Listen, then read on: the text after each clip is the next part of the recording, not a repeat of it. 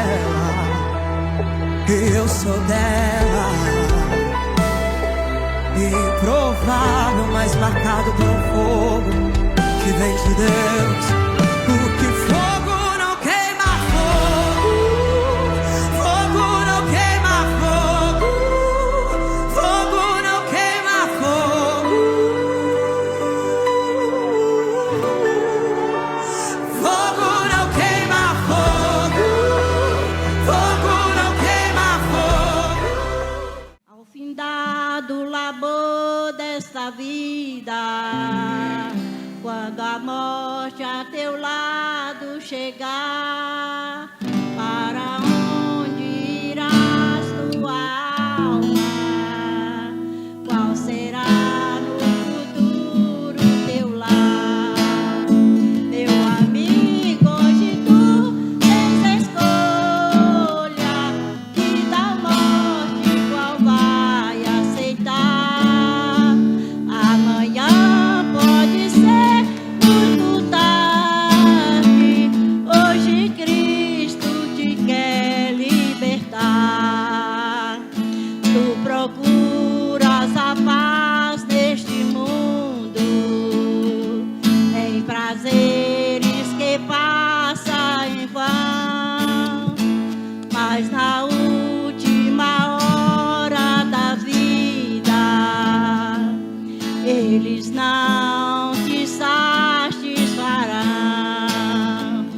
Meu amigo, hoje tu tens a escolha, vida ou morte, qual vai aceitar?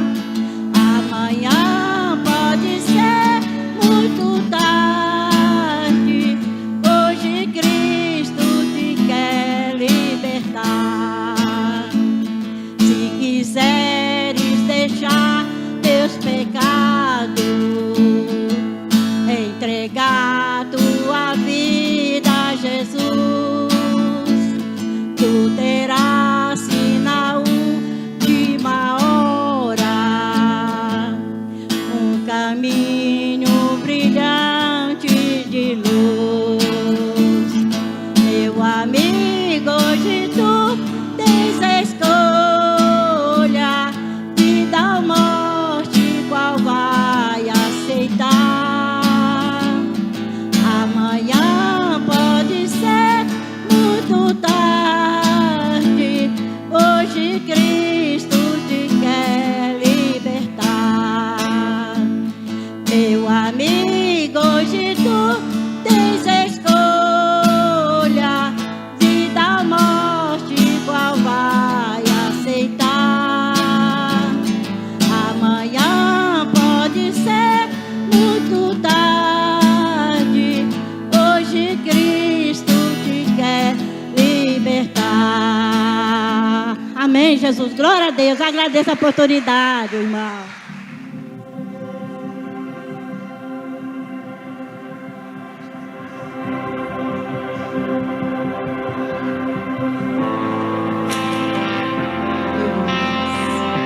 Glória a Deus. Quem tem saudades de casa? Aleluia. O Verbo se fez carne, na terra desceu,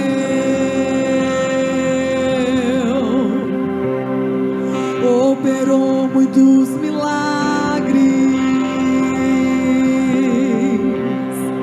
era mesmo Filho de Deus, morreu numa cruz, mas ressuscitou, Ele está vivo, vivo. Mas quando foi, fez a promessa que viria nos buscar, e eu aguardo, estou com pressa, quero ir para o meu lar, sou sua noiva apaixonada, aguardo sua chegada, volta logo Jesus,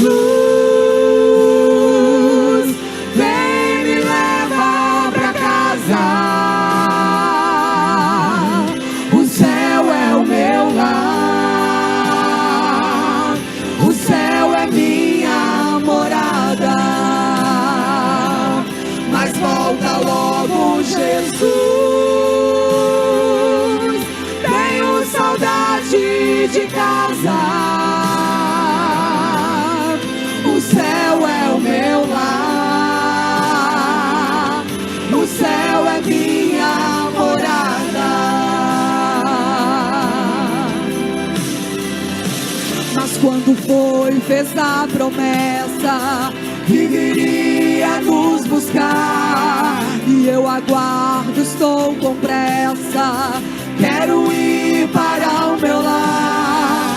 Sou sua noiva apaixonada,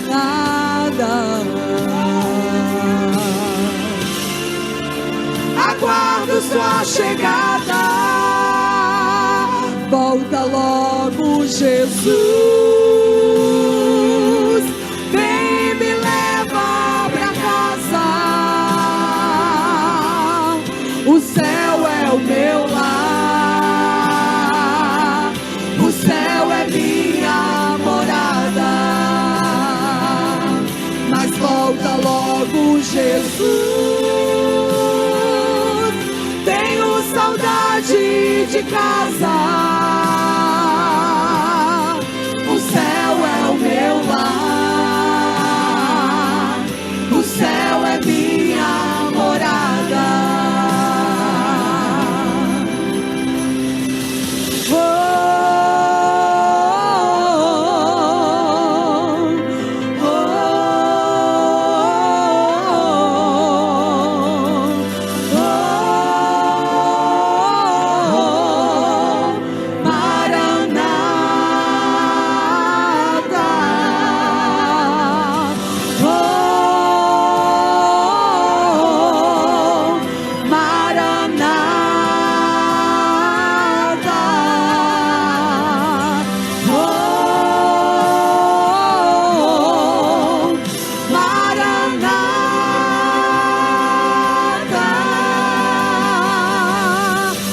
Volta logo, Jesus,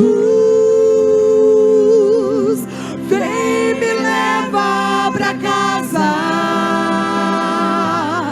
O céu é o meu lar, o céu é minha morada.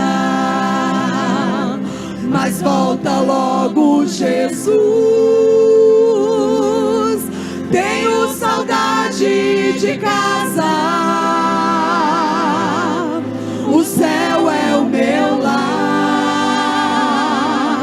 o céu é minha morada. O céu é o meu lar, o céu é minha morada.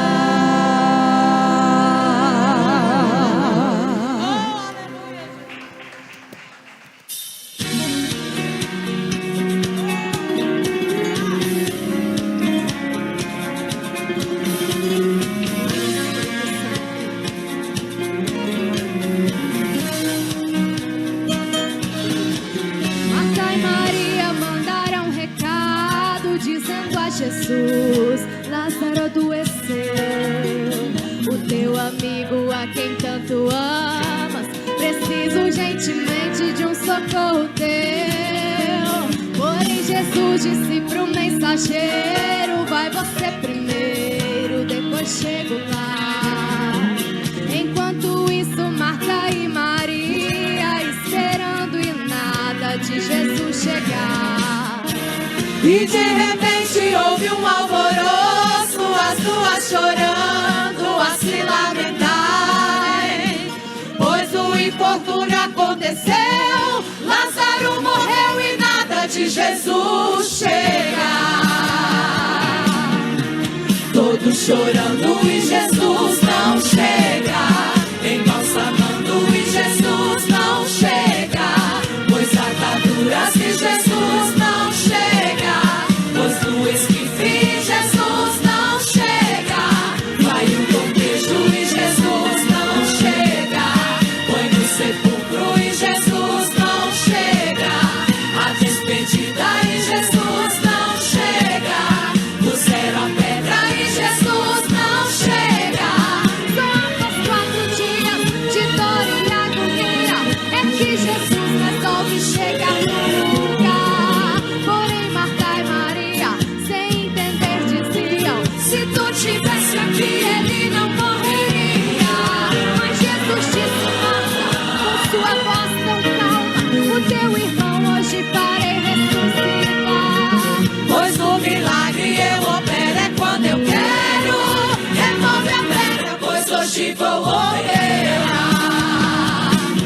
vou chegar no tempo. Não é como você pensou, é no meu tempo. Mas quando eu chegar, eu vou soltar o vento. Eu vou fazer o impossível acontecer. E a minha glória tu vais ver. Eu vou fazer milagre. Eu vou chegar e acalmar a tempestade. Vou restaurar, ressuscitar, então aguarde. Fica tranquilo, filho, ninguém vai morrer, pois eu sou vida pra você. Porém, meu filho, tem um segredo pra você ter a vitória. Remove a pedra da incredulidade agora, pois o milagre entre os teus vou operar. Remove a pedra que eu curo, eu saro, liberto, trabalho, dou vida, restauro, controlo, acalmo. Eu entro na guerra, eu sou livramento. Eu tiro o embaraço, eu quebro a lança e corto o arco. Não tem problema, meu filho, eu sou a saída. E como resposta, te digo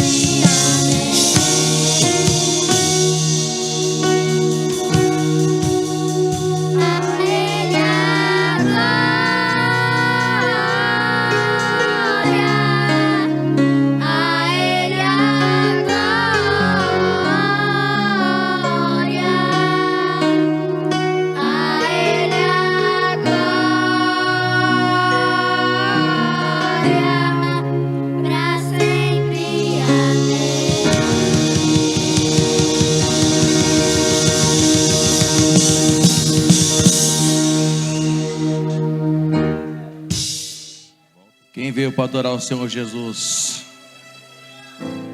Abre 2 Coríntios, capítulo 9, versículo 6, por favor. Versículo bem conhecido. E isto afirmo: aquele que semeia pouco, pouco também ceifará. E o que semeia com fartura, com abundância, também ceifará. Cada um contribua segundo tiver proposto no coração, não com tristeza ou por necessidade, porque Deus ama quem dá, quem entrega, quem adora, quem se entrega totalmente com alegria. Prosperidade não é você ter tudo, mas é não faltar nada para você. Prosperidade não é você alcançar tudo aquilo que você sempre sonha. Não é isso. A prosperidade é tudo que Deus tem para você te alcançar. Porque as nossas bênçãos estão preparadas para a gente. Mas tem uma coisa que liga o cristão à promessa: é a obediência, é a fidelidade. Porque Deus tem compromisso com quem tem compromisso com Ele. Oremos, Senhor. Senhor Deus Pai Todo-Poderoso, mais uma vez estamos aqui e sabemos que é o Senhor que tem todo o controle. Sabemos que é o Senhor que tem um domínio de tudo e de todos. É o Senhor que nos entregou a semente e é o Senhor que faz multiplicar a semente. É o Senhor que manda chuva de bênçãos. Sim, a nossa confiança não está na semente na mão, mas está na confiança nos céus abertos sobre nossas cabeças. Sim, Senhor, sabemos que o Senhor pode muito mais do que pedimos, muito mais do que imaginamos. Sim, Senhor, o Senhor pode ir à frente, abrindo o caminho, quebrando as correntes, tirando todo impedimento que faz o seu povo de prosperar. Sim, Deus, estamos prontos para sermos obedientes a essa promessa, esse compromisso, esse legado de ajudar a obra, dar o nosso melhor e com louvor, adoração, com oferta, com dízimo, com essa semente aqui dos céus. Aleluia. Quem trouxe sua semente, as irmãs vão passar com as salvas. Tem um QR Code atrás das poltronas. Pode depositar com fé, porque essa terra é próspera. Aleluia. Nessa noite eu quero fazer uma pergunta, mas não precisa responder, porque um dia eu me perguntei: qual foi a oração mais difícil que eu já fiz? Qual foi a oração mais difícil para mim de fazer e repetir? Se você tem coragem de fazer a sua oração, eu fico maravilhado por isso. Porque a oração mais difícil do cristão fazer é a oração do Pai Nosso. É você dizer, quando está do quarto fechado, dizer face a face com Deus, ter coragem de dizer: perdoa a minha ofensa, como eu perdoo quem tem me ofendido. É você ter coragem de orar assim. Eu fico maravilhado quem ora assim. Não é fácil. Perdoa a minha ofensa, como eu perdoo quem me ofende. Meu Deus. Se você tem coragem de orar assim, parabéns. Se você não tem ainda, continue orando como eu. Deus, me ensina a orar. Me ensina a orar. Quebra-me por dentro. Porque é mais difícil para moldar um vaso é quando ele é duro. Porque quando o barro está mole é fácil moldar. Você vai moldando. Mas quando o coração é duro, ele até quebra todinho. Mas não preocupa não se quebrar, porque ele faz de novo. Não se preocupa. Preste bem atenção na letra dessa música. É uma palavra para os nossos dias, sempre foi atual. Você concentre bem se você não conhece ou já conheceu. Aleluia, glória a Deus.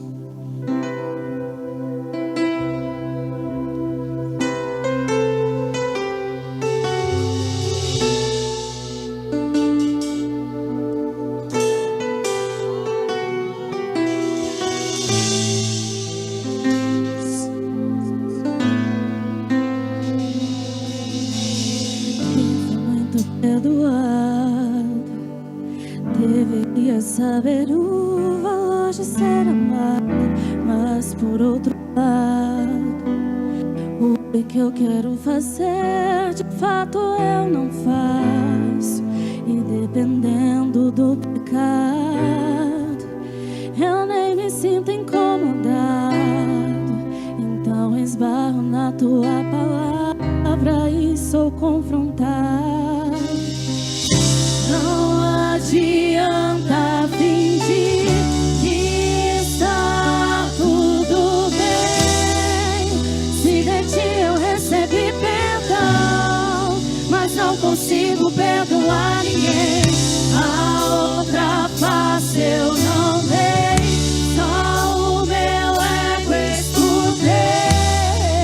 Até amei os meus amigos, mas os inimigos hoje na minha hipocrisia me achei melhor que o outro, sem perceber a trave que estava no meu olho. Em pele de ovelha, agindo como lobo, me esqueci do reino, juntando os meus tesouros. Ah, Jesus, quebra o meu orgulho e faz olhar Jesus. Tira a dureza do meu coração.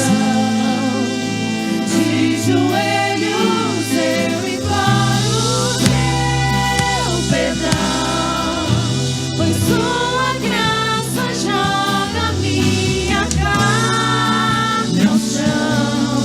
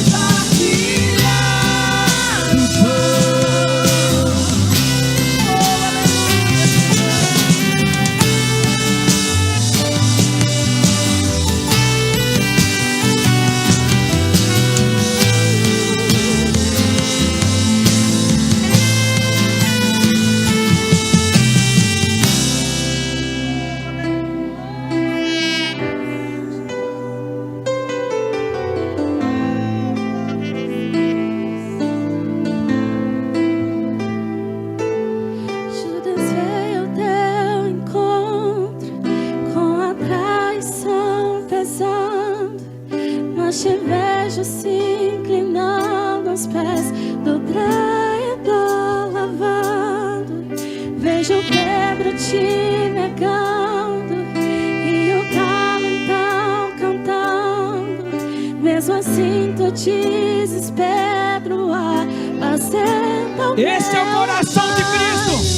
Judas veio ao teu encontro com a traição pesando, mas te vejo se inclinando aos pés do traidor lavando. Vejo Pedro te negando e o galo então cantando. Mesmo assim teu desespero apacenta o meu rebanho. Quebrantado estou chorando, minha alma está clamando. Dá-me um coração igual ao teu. Dá-me um coração igual ao teu, meu mestre. Dá-me um coração igual ao meu, coração disposto a obedecer. Comigo ao teu querer. Dá-me um coração igual ao teu.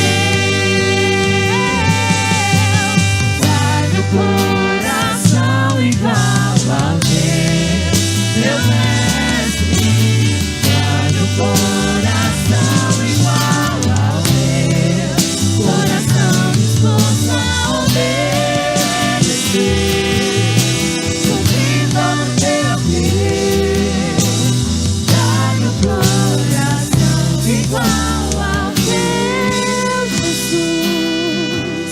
Quebra o meu orgulho e faz-me olhar pra cruz. Tira a dureza do meu coração.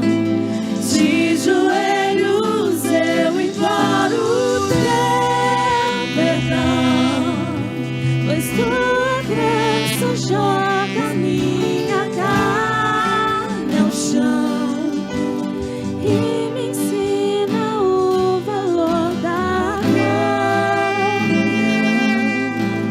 No beber do vinho e partilhar do pão. Sim, Senhor.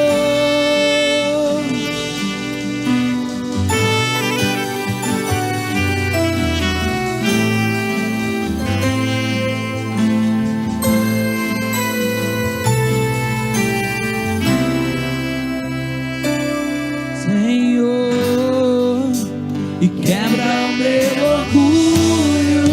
Eu quero descer e mergulhar nas águas do teu amor. Me purifica, eu quero ser limpo e como na mão no teu poder. Senhor, e quebra o meu orgulho. Eu quero descer e mergulhar nas águas do teu amor. Me purifica, eu quero ser limpo como na mão no teu poder.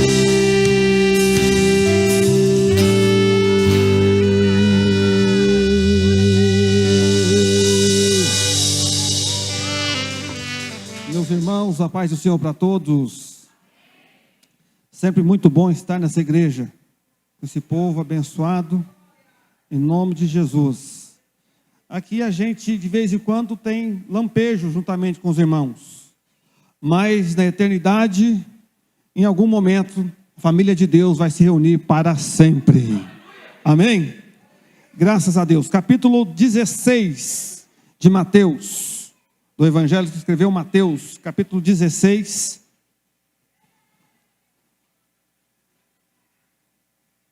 versículo 18 somente. Nós estaremos falando aqui de forma sucinta sobre o capítulo 3, 4 e 5 de Atos, dentro do assunto que foi proposto. É uma reflexão importante para os nossos dias. Diz assim, Mateus capítulo 16, versículo 18. Pois também eu te digo que tu és Pedro, e sobre essa pedra edificarei a minha igreja, e as portas do inferno não prevalecerão contra ela. Pai, a tua palavra ela é fiel, ela é verdadeira, digna de toda aceitação. Queremos, meu Deus, ser boca de Deus nesse lugar, e que os nossos corações sejam um terreno fértil, para que a tua palavra flua em nossas vidas. Amém. Aleluia, graças a Deus. Assente, por favor. Aplausos para o nome do Cordeiro de Deus. Aleluias. Existem algumas palavras de Jesus, algumas promessas de Jesus, que são fechadas, pastor Lindomar. E aqui ele dá uma garantia para a igreja dele na face da terra. Pode vir o que vier, acontecer o que acontecer, mas as portas do inferno não vão prevalecer contra a igreja. A igreja do Senhor jamais, ela pode ser abalada, mas jamais ela será calada. Garantia de Jesus. E quando Jesus diz, ele diz assim, ó, eu mato no peito se for preciso. Promessa dele. E então, no transcorrer da história da igreja, jamais as portas do inferno vão prevalecer. A igreja que vai avançar e o inferno que se aguente. Muito bem. Dentro do tema que foi proposto, irmão, para a gente falar, capítulo 3, 4, 5, até o 6 de Atos. Esses capítulos abordam 3 assuntos que são extremamente vivenciados nos nossos dias. Aconteceu no passado e acontece nos dias de hoje. Então o tema de hoje é o Atos 3, 4, 5 e 6, now, agora, hoje. Porque a experiência vivenciada por eles, a gente lê, a gente aprende.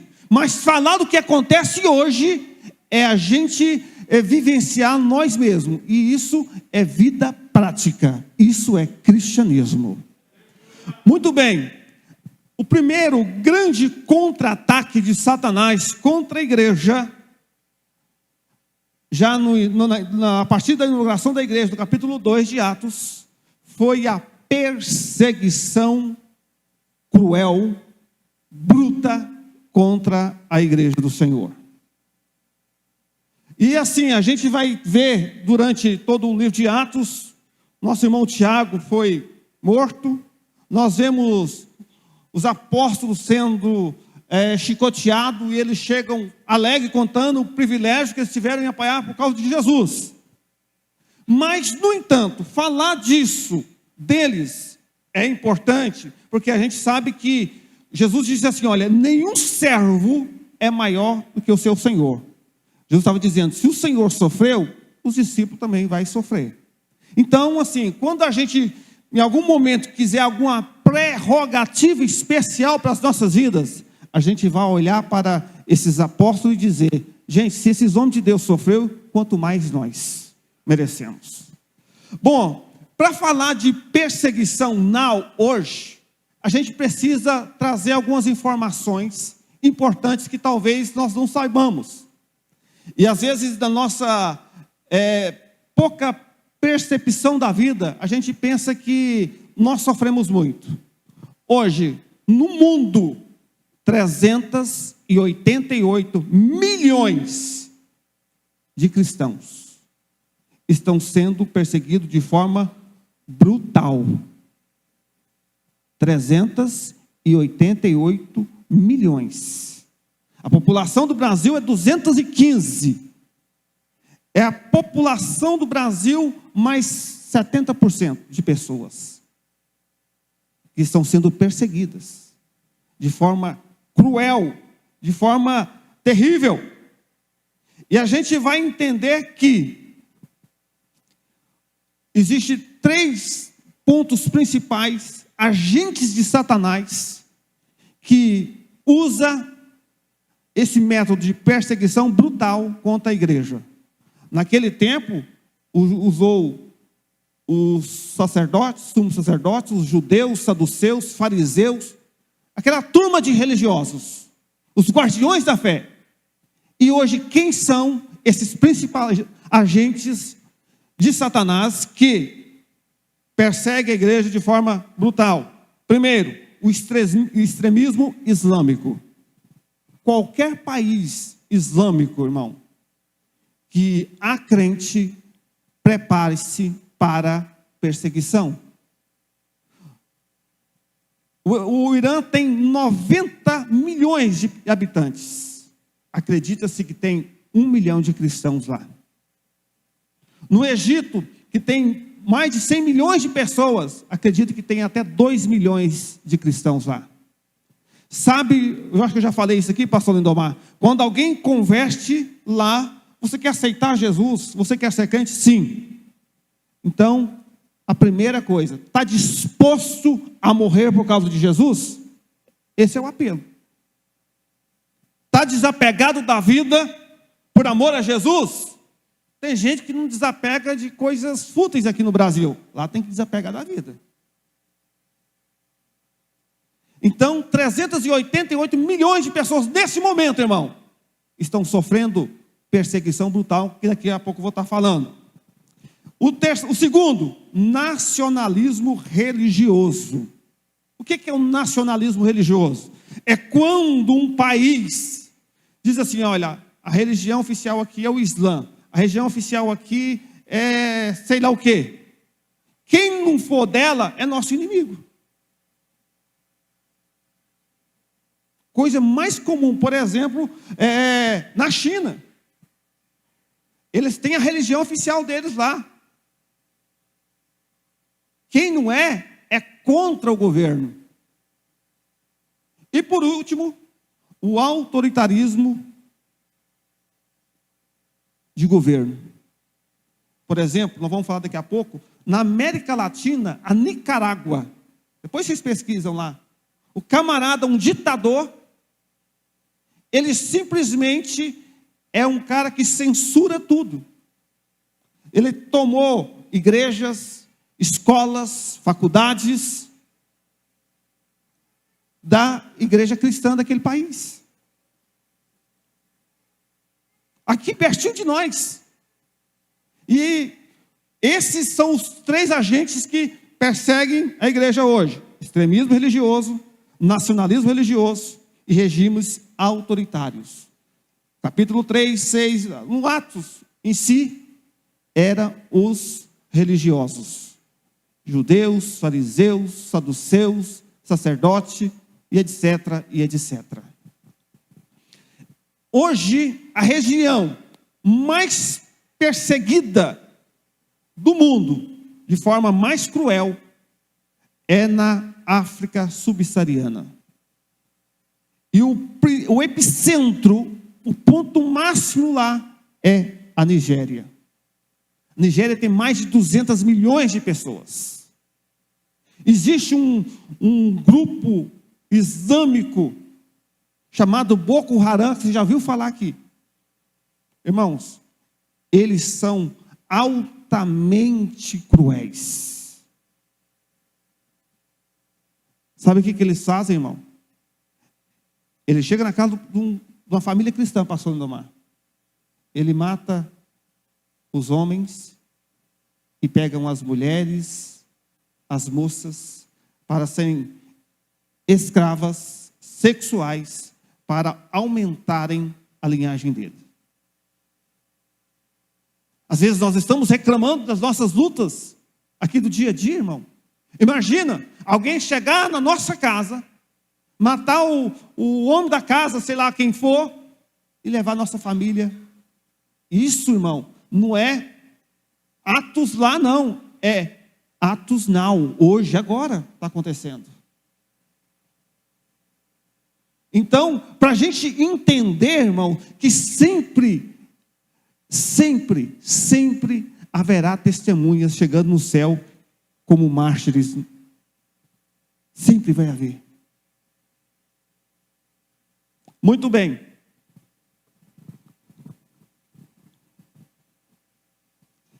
Também na Coreia do Norte, é um epicentro de crueldade contra os cristãos.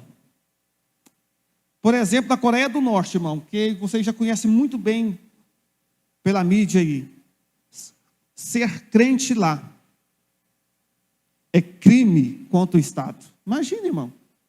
É um criminoso, digno de trabalho forçado, sem julgamento. Os missionários batistas estiveram recentemente na Coreia do Sul. E sempre eles conseguem cruzar a fronteira com muita dificuldade, correndo risco de vida. Eles saem lá da Coreia do Norte, pastor Lindomar, com pedaços de papel higiênico no bolso. Cruzam a fronteira da Coreia do Sul. E, por exemplo, escreve o capítulo 3, 4, 5, 6 de Atos no papel higiênico para disfarçar.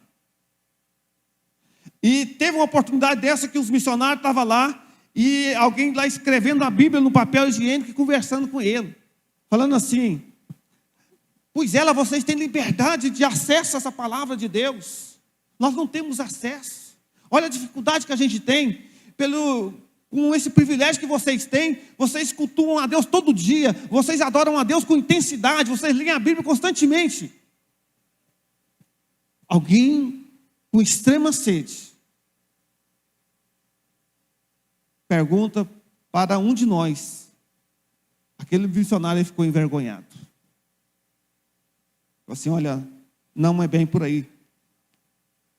Aquele coreano dizia assim: mas por quê? Como? Isso aqui é maravilhoso demais. É precioso demais a palavra de Deus. Os nossos cultos de família, que são restritos, a comunhão é tão gostosa, tão maravilhosa, por que vocês não reúnem todo dia, toda hora?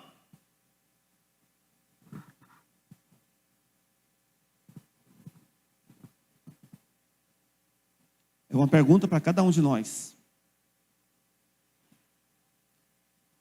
Na Índia, a religião oficial é o hindu. É o país que a religião oficial é o hindu, não aceita outra religião. Existem leis anticonversão. Tipo, você se converteu, irmão, você vai perder sua casa. Você vai ter que se virar. Você não tem acesso mais a serviços públicos, água, esgoto, energia. Ou você converte ao hindu, ou você vai ser penalizado com isso.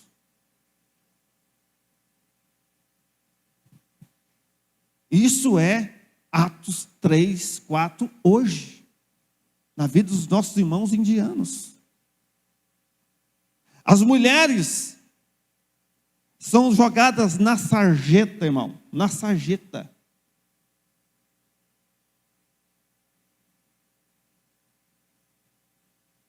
Como castigo. A família descredencia, abandona. Isso é muito reflexivo para as nossas vidas, irmão. O privilégio que a gente tem.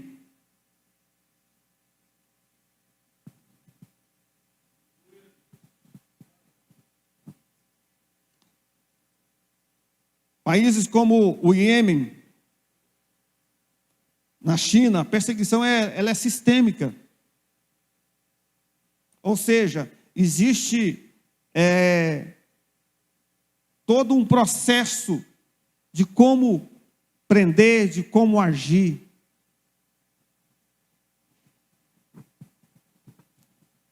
Na América Latina nós falamos que aqui na Nicarágua nós temos problema. Cuba nós temos problema. Colômbia nós temos problema. No México nós temos problema. Porque esses países que a gente está falando aqui, irmão, tem muitos cartéis. Muitos cartéis.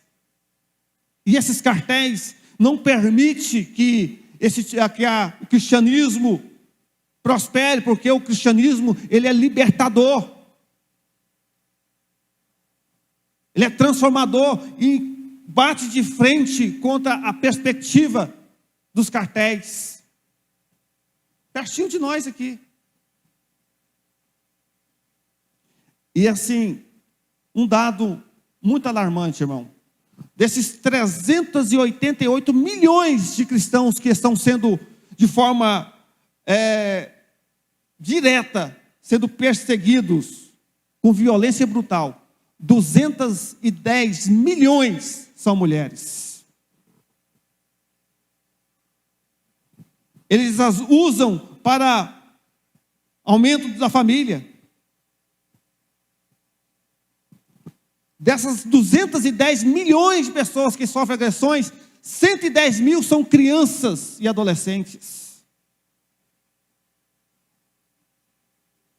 Meninas que a partir dos 10 anos são tratadas como mulheres.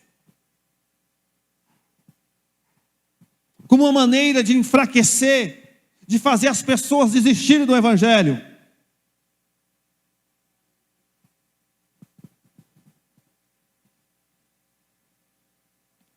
A gente precisa tomar cuidado, irmão, porque quando a gente pensa assim, há muitos de nós tem vontade, se eu quero morrer, não aguento mais a pressão, não aguento mais a luta. A gente faz esse tipo de oração às vezes. Mas quem está lá sofrendo de verdade, irmão, eles glorificam a Deus nas oportunidades que eles têm de experimentar um pouco da palavra de Deus. Esse é o evangelho que a gente tem que entender no nosso dia a dia. Que o evangelho nunca foi, irmão, não é romântico, não é um romantismo, não é uma coisa como se é para você se dar bem, é para você se dar bem espiritualmente. Mas tem gente pagando um preço muito alto por aí afora. Nesses países não há julgamento, irmão. Pessoas perdem casa, perdem família, são tratadas como lixo humano. Lixo humano. Assim como Jesus foi tratado.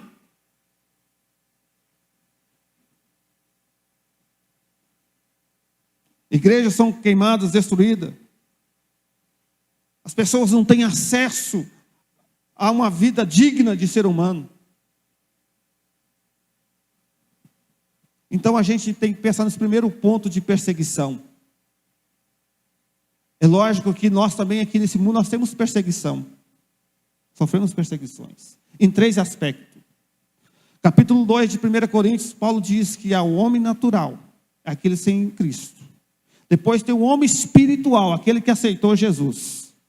E existe o homem carnal. O homem carnal é aquele que foi natural, foi espiritual, mas se perdeu na fé. E está entre nós. Que dá trabalho, pastor Lindomar.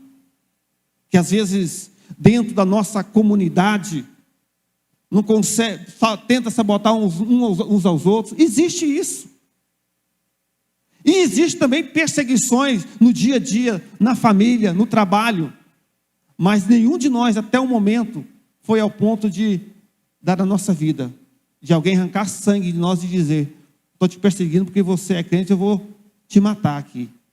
Nós somos protegidos ainda por leis desse Brasil.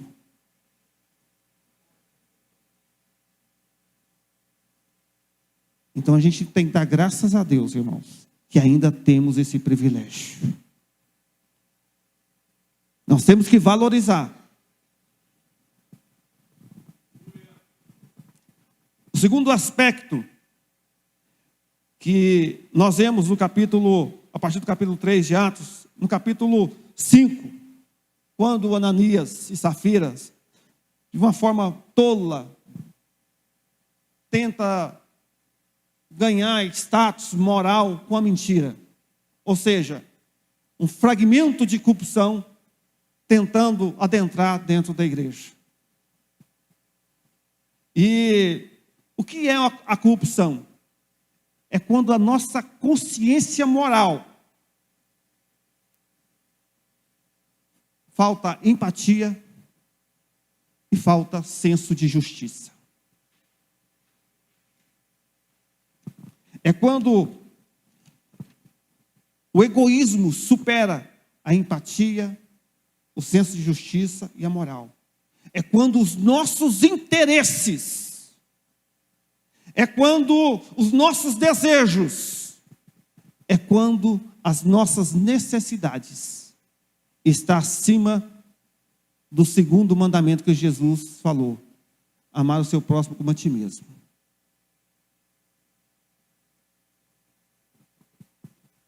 Corrupção acontece quando há falta de transparência, quando há falta de controle. Corrupção é quando a gente adapta ao sistema, baseado no capítulo 2, 15 de 1 João. Fama, prazer e bens. Irmão, jamais a gente pode permitir isso. Nós podemos, de alguma maneira, ser afetados. Podemos sim, mas isso não pode controlar as nossas vidas. A gente não pode permitir que isso controle as nossas vidas.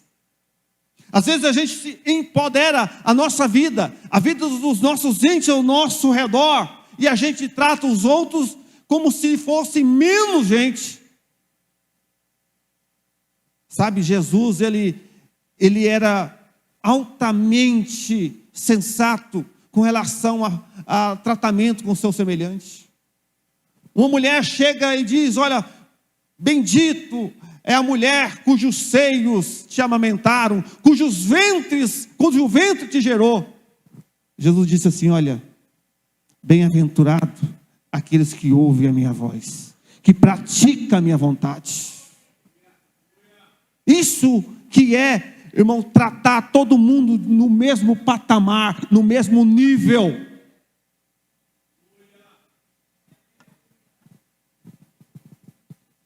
Isso é tratar todo mundo de forma benquisto. O sistema jurídico, ele pontua 2 tipos de corrupção. A primeira, que é a sistêmica, que é aquela que é organizada, estruturada nos poderes. Coisa que a gente está vendo aqui no Brasil. Ela é sistêmica, ela é organizada, ela é estruturada. Existe a corrupção endêmica ou pontual. E isso é o que acontece conosco. É o que acontece conosco no nosso dia a dia. Sabe quando você quer dar um jeitinho? Por exemplo, a coisa mais comum que a gente faz. Está na lista de um exame, está na lista de alguma coisa, você liga para alguém: fulano, dá um jeito aí para mim. Estou no 20º tataraneto. Põe no segundo lugar. São corrupção pontual. Mas está tudo perdido, porque sempre, de alguma maneira, nós estamos aí burlando, querendo burlar o sistema. É ou não é, irmãos? Mas isso não pode controlar as nossas vidas, irmão. Jesus, ele ora para os discípulos, dizendo assim: Senhor, eu peço que o Senhor não os tire do mundo, porque eles estão no mundo aí, mas que o Senhor os guarde. A gente precisa todo dia orar a Deus, como foi cantado aqui, tirar a hipocrisia do nosso coração. E jamais permitir que o cinismo quer fazer com... Passa a semana toda fazendo besteira, e no final de semana a gente canta bonito aqui, dizendo que é crente. Isso não pode acontecer, irmão. A gente precisa ter essa percepção, que eu sou um pecador. Por isso que Jesus diz assim: olha, ninguém tem moral de julgar ninguém. Ninguém tem moral de julgar ninguém, somente a sua palavra. E às vezes a gente pisa na bola nesse sentido. Tirando as traves dos olhos, tirando o cisco dos olhos dos outros e com trave nos nossos olhos.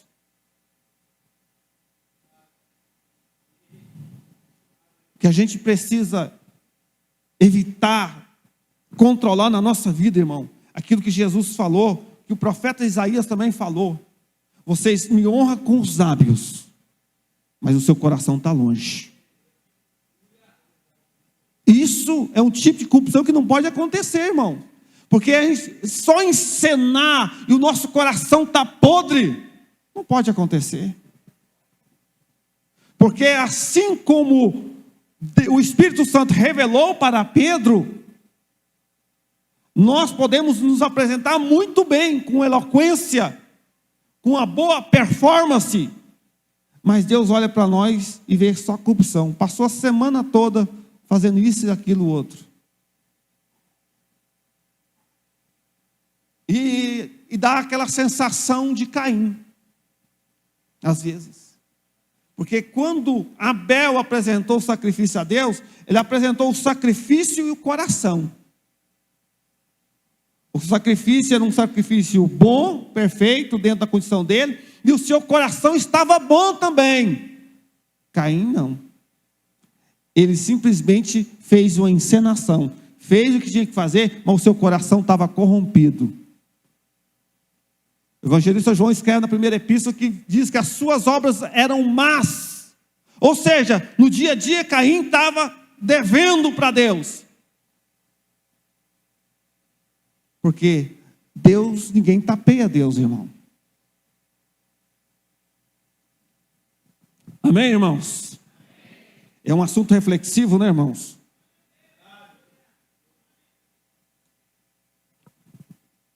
E assunto reflexivo, ele entra, a gente avalia e vai entrando. Muito bom. O terceiro ponto que Satanás tentou no seu contra-ataque para a expansão da igreja foi, de forma sutil, criar uma negligência dentro da expansão do reino. O reino estava crescendo, vinha gente de todo lado, e tinha as viúvas, os órfãos,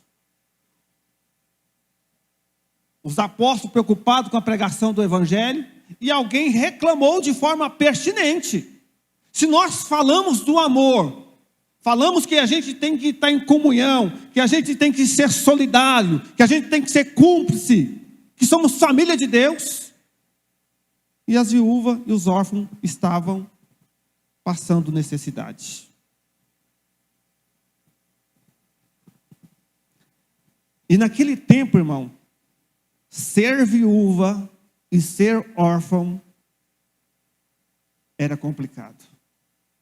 Nenhum pai queria receber de volta uma filha. E desculpa a expressão, geralmente com uma penca de filho. Porque naquele tempo a coisa era difícil.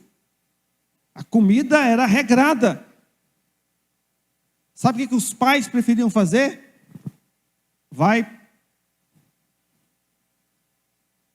Pega o beco. Para onde? As mulheres iam para a prostituição, as crianças iam ser vendidas. Só que na igreja não podia acontecer isso. Aí o Espírito Santo entrou em cena, orientando como deveria ser feito. E foi resolvido o problema. 7 homens de Deus foram escolhidos para poder gerenciar isso. Ficar por conta disso aí. Porque era muita gente passando no mar. Não era meia dúzia de gente, não, era milhares, centenas. Eles tinham um aval para resolver. Mas, qual que é hoje a negligência now? 2026 da igreja, que a gente precisa tomar cuidado. Um pastor de uma igreja, liderança da igreja, nós, como agentes de Deus, de uma comunidade? Primeira coisa, o nosso foco, irmão, de igreja aqui, é ganhar almas. Esse é o propósito. Capítulo 16, versículo 15 de Marcos. Ide e pregai o evangelho a toda criatura. Esse é o nosso foco.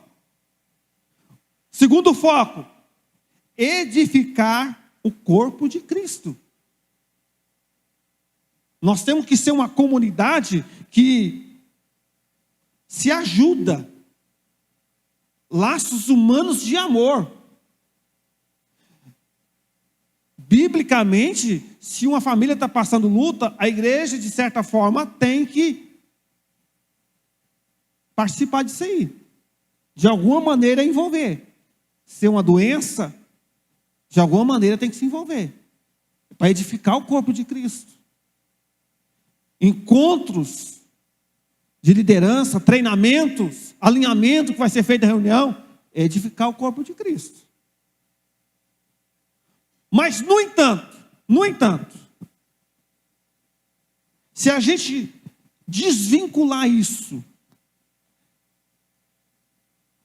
e a gente ter, por exemplo, os vários departamentos, crianças, adolescentes, jovens, senhoras, varões, missões, etc. Vários departamentos, mas não funcionais. O que é o departamento não funcional? Existe, mas não funciona. Existe um departamento de criança, mas não tem salas especiais, não tem professores preparados para isso. Isso é negligenciar, irmão. Eu que já tenho, acho que uns 30 anos de crente, as nossas igrejas não tinham, as crianças dentro da igreja, coitado, sofria. Aí crescia todo mundo cansado de levar puxão de orelha, de sei lá o que dentro da igreja. Acontecia isso aí. Se a gente negligenciar os nossos filhos hoje, principalmente das crianças, dentro de uma igreja, irmão. Hoje uma igreja tem que investir nesse departamento. Ela tem que ser funcional. Porque hoje, graças a Deus, existe SUS, existe INSS, as viúvas, os órfãos, existe orfanato, existe muita coisa. Na realidade é diferente, pastor Lindomar, daquele tempo. Então a gente tem que ver dentro da nossa realidade aqui. Criança é um departamento que uma igreja tem que investir de forma fenomenal. Por quê? Se as crianças vêm na igreja, os pais vêm na igreja. Se as crianças, elas se sentem bem na igreja, elas já sabem que vai ter o cultinho dela, vai ter todo um trabalho que funciona dentro da igreja.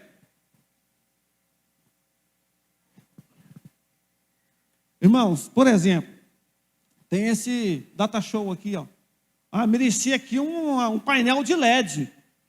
Boa performance para tomar. Vai gastar uns 100 mil reais aí, painel de LED. Bom, muito bom. Mas painel de LED, irmão, não salva, gente.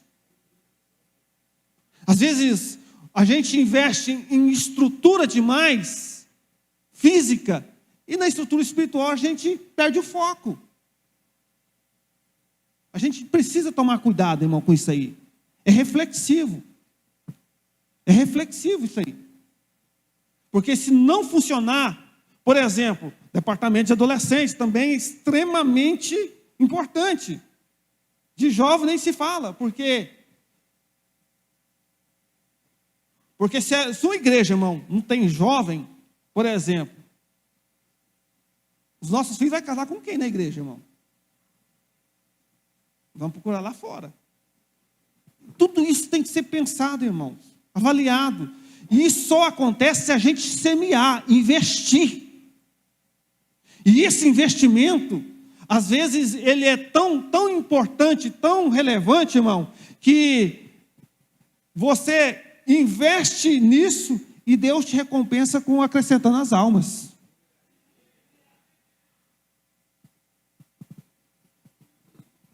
Hoje existem igrejas que o projeto deles são políticos. Não, irmão, nunca foi político, nunca será político. A gente vota em quem tem que votar, a liderança orienta, mas a igreja não tem projeto político, não. Jesus falou assim: o meu reino não é deste mundo. Dai a César o que é de César, dai a Deus o que é de Deus.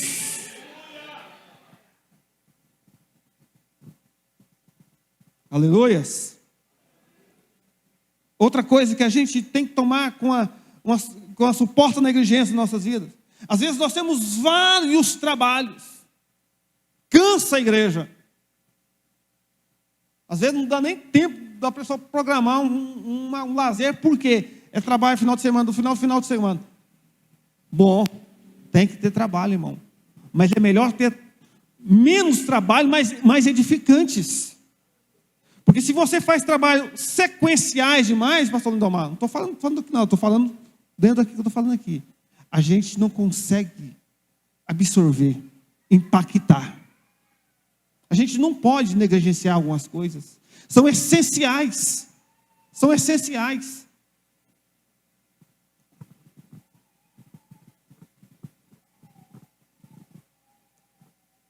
Uma coisa muito importante, eu já estou finalizando aqui, que a gente, isso eu falo para nós casados, e vai ter um encontro de casal em dia 20 agora, né?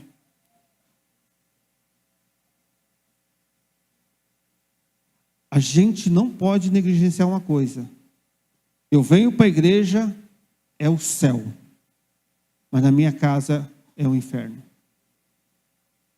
Você não pode negligenciar isso, irmão. A gente precisa tomar cuidado. A melhor igreja que a gente tem é dentro de casa. Se dentro de casa a gente mantém uma igreja estável, aqui dentro da igreja, a igreja é uma bênção. Se a nossa família é uma bênção, a sociedade é uma bênção. E a gente não pode negligenciar isso aí. Fique de pé, por favor.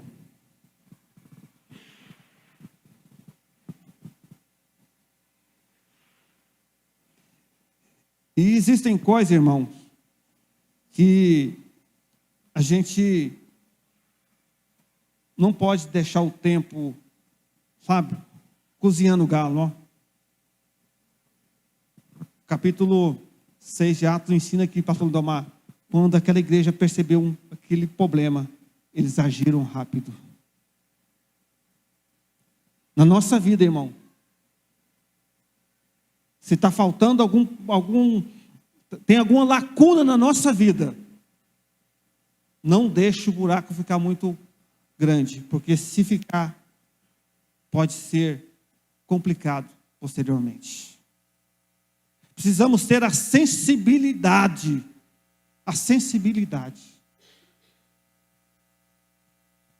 E falar como o salmista falou: Senhor, olha para dentro de mim, Senhor. Olha para dentro de mim. Me revela quem eu sou, Senhor. Porque quando a gente negligencia, irmão, às vezes a gente cai em um buraco que a gente mesmo cavou. A gente cai num laço que a gente mesmo armou. Então a minha oração é: Senhor, me livre dos laços que eu tenho armado para mim mesmo. Me livre dos buracos que eu tenho cavado para mim mesmo, pensando que não vai acontecer, acontece.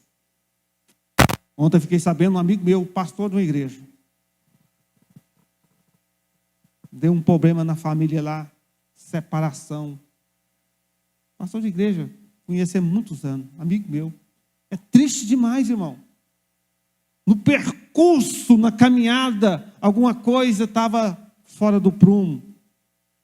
E a gente tem essa mania de tentar colocar as coisas debaixo do tapete. Ou dentro do porão da nossa alma. Um trauma, uma dor, uma mágoa. E quando isso explode, agora está lá, família sofrendo. Tem trabalho, tem empresa, a igreja vai entregar para outra pessoa, não sabe como vai acontecer. E Paulo diz, 1 Coríntios 10, aquele que pensa estar em pé, cuide para que não caia. Oremos. Espírito Santo, Tu és o nosso professor, Tu és o nosso intérprete, Tu és o nosso mentor, Tu és o nosso guia, Tu és o nosso consolador. O Senhor conhece aquele que está em trevas, porque contigo mora a luz.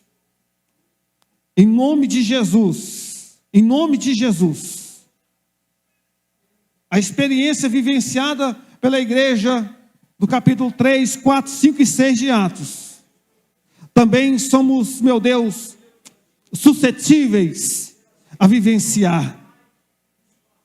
Pai, nós queremos, ó Pai, ser fortes no Teu nome. Queremos, meu Deus, abraçar o Senhor forte, para a gente não perecer. Pai, em nome de Jesus,